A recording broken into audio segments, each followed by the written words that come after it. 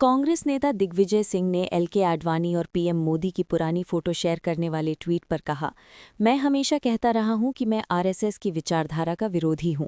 वे ना तो संविधान का सम्मान करते हैं और न ही देश के कानूनों का, और ये एक गैर रजिस्टर्ड संगठन है।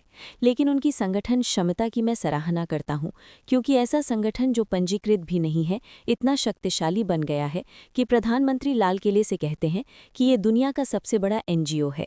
अगर ये एनजीओ है तो इसके नियम और विनियम कहाँ चले गए? फिर भी मैं उनकी संगठन क्षमता की सराहना करता हूँ। कांग्रेस पार्टी की संगठन क्षमता पर उन्होंने कहा, मैं इतना कह सकता हूँ कि इसमें सुधार की गुंजाइश है और हर संगठन में हमेशा सुधार की जगह होनी चाहिए। कांग्रेस पार्टी मूल रूप से एक आंदोलन की पार्टी है। मैंने कई बार कहा है कि कांग्रेस पार्टी है और रहनी चाहिए एक आंदोलन की पार्टी, लेकिन उस आंदोलन को वोट में बदलना, यही हम कमजोर पड़ते हैं। को एक तरीके से आरएसएस से नसीहत लेनी पड़ी है। देखिए, आज की नहीं है, मैं तो शुरू से इस बात को कहता रहा हूँ कि राष्ट्रीय स्वयंसेवक संघ की विचारधारा का मैं विरोधी हूँ, क्योंकि ये पूरे तरीके से न तो संविधान को मानते हैं, न देश के कानून को मानते हैं, और अपंजीकृत संस्था है जिस पर कोई कानून लागू नहीं होता। लेकिन उनकी संगठन क्षमता का मैं प्रशंसक इसलिए हूँ कि एक ऐसी संस्था जिसका पंजीयन नहीं है वो आज देश में इतनी शक्तिशाली हो गई कि देश के प्रधानमंत्री लाल किले से कहते हैं कि ये विश्व का सबसे बड़ा एनजीओ है। अरे भाई, एनजीओ है तो आपका नियम और कानून कहाँ चले गए? लेकिन इनकी संगठन क्षमता का मैं प्रशंसक हूँ। लेकिन क्या आपको संगठन की क्षमता कांग्रेस की कम दिखाई दे रही है अभी आज के दिनों में? देखिए, इतना मैं कह सकता हूँ कि हमें इसमें सुधार की गुंजाइश है और हमेशा हर संगठन को सुधार की गुंजाइश रखना चाहिए। लेकिन सर, आपने संगठन के में सुधार की गुंजाइश जो है, कांग्रेस इतनी 40 साल पुरानी पार्टी है, मास मूवमेंट रहा। देखिए, बात यही है, कांग्रेस पार्टी जो है मूल रूप से एक मूवमेंट की पार्टी है। अब देखिए, इस मामले में मैं कई बार इस बात को कह चुका हूँ कि कांग्रेस पार्टी मूवमेंट की पार्टी तो है और रहना भी चाहिए, क्योंकि हर विषय को मूवमेंट बनाने के लिए, हमें माहौल बनाने के लिए कांग्रेस पार्टी इस मामले में होशियार है। अच्छी तरह से मूवमेंट बन सकता है, बनाते और बनता है। लेकिन उस मूवमेंट को वोटों में परिवर्तित करना, उसमें हम कमजोर हो जाते हैं। लेकिन सर, आप सीडब्ल्यूसी के सदस्य रहे हैं, कई राज्यों के प्रभारी रहे, क्या वजह है कि ये बात आपकी कांग्रेस नेतृत्व तक नहीं पहुंच पा रही है? क्यों नहीं पहुंच रही? कहना पड़ रहा है ये सब चीजें। तो क्या क्यों नहीं पहुंच रही? जब आप मुझसे पूछ रहे हैं तो पहुंच नहीं रही है। एक और बात सर, जो बड़ी महत्वपूर्ण बात है, संगठन सृजन का कॉल लिया गया, कहा कि जिले को मजबूत करना है, जिले को सशक्त करना है। इस चीजों में कहीं ना कहीं आप देखते हैं क्या ये चीजें सही जा रही हैं? पहली बात सर। और दूसरा मेरा सवाल, आप ही के प्रदेश के अंदर बाकायदा जब राहुल गांधी गए, कई नेताओं ने इसी चीज के ऊपर रोष प्रकट किया था, तो सामने आई। देखिए, ऐसा है, कमी है कहीं। ऐसा है, जब भी नियुक्तियां होती हैं तो 25-30% में रोष होना स्वाभाविक है, क्योंकि महत्वाकांक्षाएं लोगों की होना स्वाभाविक है। लेकिन ऐसा कुछ नहीं है जिससे कि कहीं फर्क पड़ा हो। सही हुआ है। संगठन सृजन को और मजबूत करने की तक ले जाने की जरूरत है। बिल्कुल नीचे, कब बनेगा? बिल्कुल। देखिए, बात यही है, हमें जब तक हमारा संगठन बूथ तक और मोहल्ले तक, गांव तक नहीं पहुंचेगा, तब तक हम संतुष्ट नहीं होंगे। आज की बैठक में तो आपके सारे नेतृत्व वहीं था, क्या आपने अपनी बात से वहाँ अवगत कराया? क्या बोला मैं नहीं पूछूंगा, लेकिन क्या अवगत करा? जो मुझे कहना था मैंने कहा है। ओडिशा कांग्रेस अध्यक्ष भक्ति चरण दास ने चांदबली में नाबालिग के साथ हुए बलात्कार और हत्या के मामले में पीड़िता के परिवार से मुलाकात की। उन्होंने कहा, मैं पीड़िता के परिवार से मिला। परिवार और स्थानीय लोग तत्काल राहत की मांग कर रहे हैं और दोषी को फांसी दी जानी चाहिए। पीड़िता के परिवार को पुलिस सुरक्षा भी प्रदान की जानी चाहिए।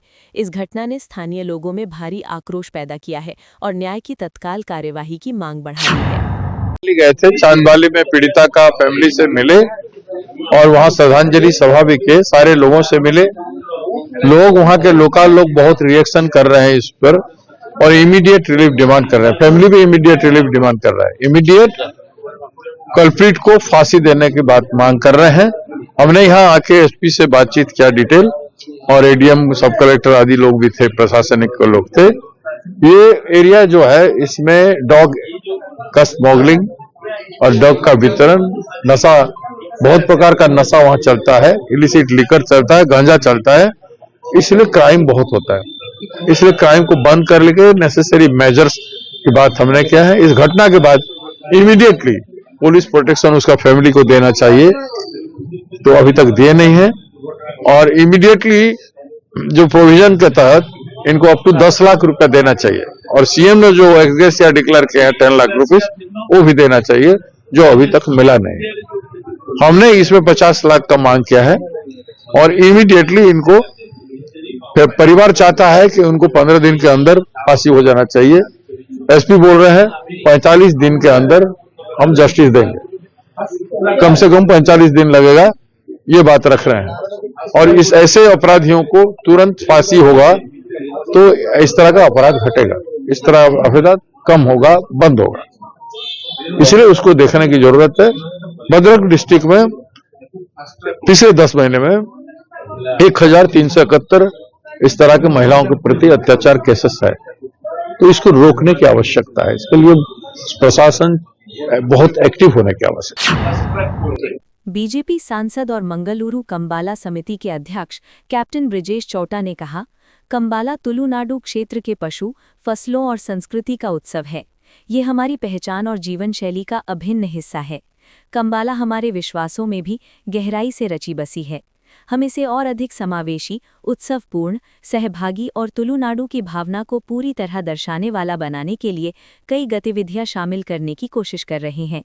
उन्होंने आगे कहा कि कंबाला केवल एक खेल नहीं बल्कि हमारी सांस्कृतिक विरासत का प्रतीक है और इसका उद्देश्य स्थानीय लोगों और आने वाले पर्यटकों दोनों को जोड़ना है।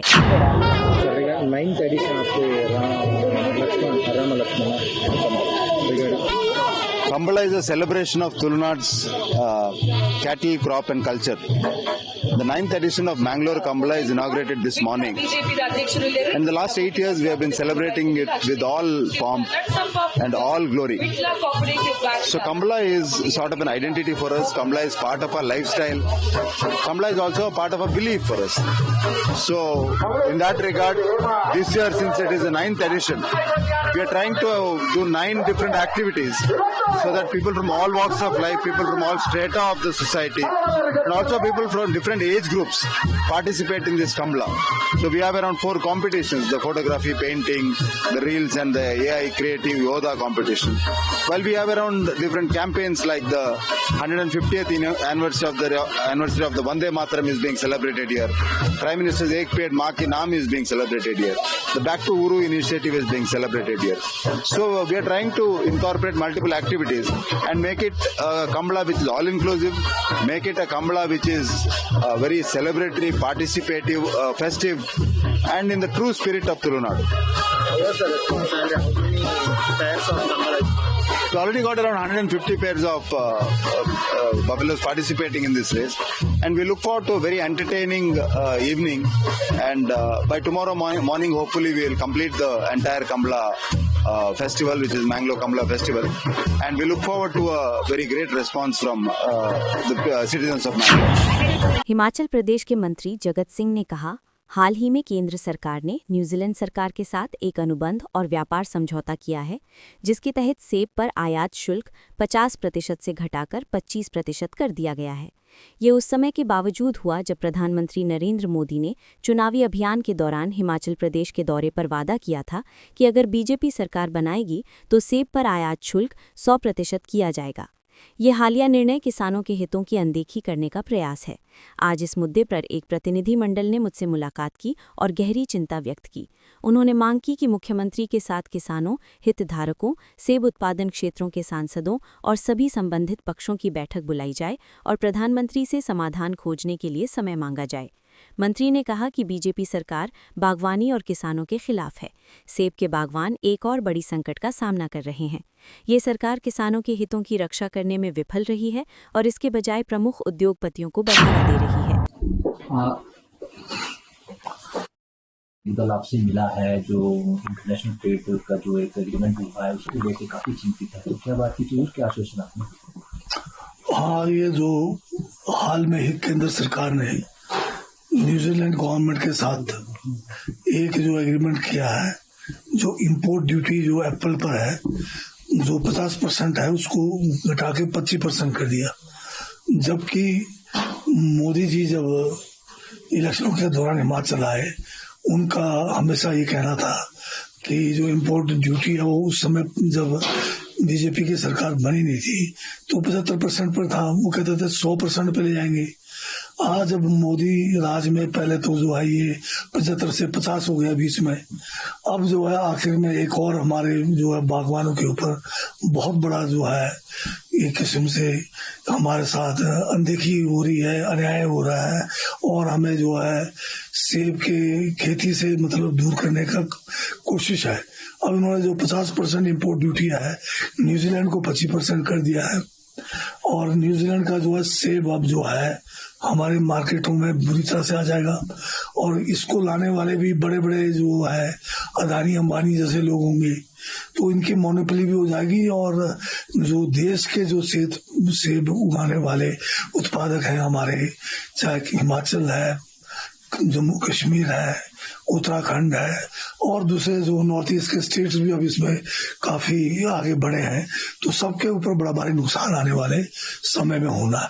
तो इस बात को लेकर वो बड़े चिंतित थे, सभी सरकार भी इसमें चिंतित है। तो अभी हम आगे अपनी जो रणनीति क्या होगी उसके ऊपर विचार विमर्श किया। एक बैठक जो है माननीय मुख्यमंत्री की अध्यक्षता में बागवानों का और जितने भी हमारे इलाके में जो लोग डिस्ट्रिक्ट जितने भी एमएलएज हैं, एमपीज हैं, उन सब के साथ बैठक करेंगे और प्रधानमंत्री से मिलने का समय लिया जाएगा, उनके सामने अपनी बात रखी जाएगी और अगर वहाँ पे कोई समाधान नहीं निकल पाता तो हमारे बागवानों की तरफ से साफ एक चुनौती है कि वो जो है आंदोलन करने के लिए मजबूर होंगे। भगवान की रणनीति एक किस्म का डेथ वारंट उनके लिए इशू कर दिया गया है और अच्छी चीजें बड़ा संकट आने वाला, क्योंकि ये अब एक रुकने वाला नहीं है। अभी ट्रंप ने भी जो है घोषणा कर रखी है कि हम जो है इम्पोर्ट जो ड्यूटीज भारत सरकार विभिन्न जो उत्पादों पे लगा रहे हैं उसको वो कहते हैं कि हम 0 पे लाएंगे। तो एक शुरुआत न्यूजीलैंड को कर दिया, तो अब तो ट्रंप का भी जो है मुद्दा और मतलब आसान हो गया। वो कहेगा कि जब आपने न्यूजीलैंड को कर दिया फिर यूएसए के साथ तो बहुत ज्यादा ट्रेड है हमारा, फिर उस तरह से चाइना वाले कहेंगे, उस तरह से सभी कंट्रीज कर देंगे। फिर हिंदुस्तान के जो सेब के बागवान है वो फिर कहीं के नहीं रहेंगे। इसकी जो है बागवानी समाप्ति की ओर है। भाजपा वैसे भी बागवानी विरोधी है, भाजपा किसान विरोधी है। काले कानून लाए थे 3, वो तो वापस करने पड़ गए इनको। किसानों की शहादत के बाद 750 किसानों ने अपनी जो है शहादत दी है, तब जाके ये काले कानून वापस हुए। अब ये जो है बागवानों के ऊपर से बहुल क्षेत्रों के लिए बहुत बड़ा संकट आने वाला इस कारण है कि केंद्र की भाजपा सरकार जो है हमारे हितों की रक्षा करने में विफल है। ये केवल बड़े बड़े जो उद्योगपति है जो सेब के कारोबार में लगे हैं उनको फायदा पहुंचाने के लिए इस किस्म के जो है टैक्स को जो है कम करके उनको फायदा पहुंचा रहे। राज्य सरकार से विचार। प्रशांत जगताप ने कांग्रेस पार्टी में शामिल होकर कहा, कांग्रेस पार्टी में शामिल होकर मुझे बहुत खुशी हो रही है। मैंने हमेशा कांग्रेस पार्टी की विचारधारा का पालन किया है और अब मैं पुणे क्षेत्र में पार्टी को मजबूत करने के लिए काम करूंगा। उनका ये कदम स्थानीय राजनीति में कांग्रेस की सक्रियता बढ़ाने और पार्टी की संगठन क्षमता मजबूत करने की दिशा में माना जा रहा है। बेहद खुशी है, बड़ा आनंद वाला वातावरण है कि मैंने कांग्रेस ज्वाइन किया। अर्थात जो पार्टी छोड़ी है उस बारे में छोड़ते वक्त दुख था, लेकिन आज नया पार्टी ज्वाइन करते हुए ये कोई नई, मेरे लिए नई पार्टी नहीं, क्योंकि तो मैं कांग्रेसी विचारक का कल भी पाइक था, आज भी और कल भी रहूँगा। और मुझे ऐसा लगता है कि पुणे में कांग्रेस की ताकत बढ़ाने के लिए मैं जोरों शोरों से इसमें क्या शामिल भी हो जाऊँगा और उस तरीके से वो सारी बातें जुटाने के लिए मेहनत भी करूँगा। आपको यह वीडियो पसंद आया हो तो इसे लाइक करें, हमारे चैनल को सब्सक्राइब करें।